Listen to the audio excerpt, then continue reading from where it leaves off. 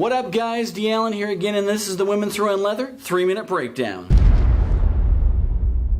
Jessica Aguilar versus Cortney Casey. Now, analyzing where they really excel, this is a classic striker versus ground fighter matchup. Now, with this matchup, you are looking at two incredibly tough and aggressive fighters who are vicious in their attack.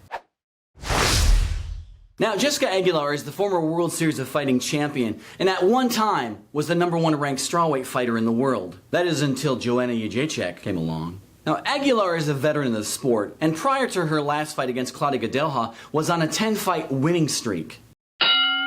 Now, Aguilar is an aggressive, always pushing the action, hard-hitting type of fighter. She has a style that keeps her low in her stance and likes to bait her opponents into standing in the pocket and trading.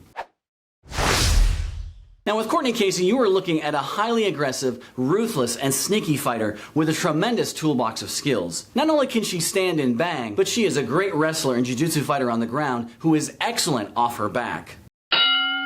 Now Casey's stand-up is a stick and move type style. On the ground, she is always working, changing angles, approaches, always looking for openings to exploit. Now Aguilar does have some ground skills, but she is primarily a striker, so I see her wanting to keep this fight standing as long as possible. When comparing their striking, Aguilar definitely has the advantage. Casey can definitely stand and bang, but on the ground is really where her strength is. So I see her standing and trading for a little while with Aguilar, but as soon as Aguilar starts landing some shots, I can see Casey taking the fight to the ground very quickly, because that's where Casey's really going to have the advantage.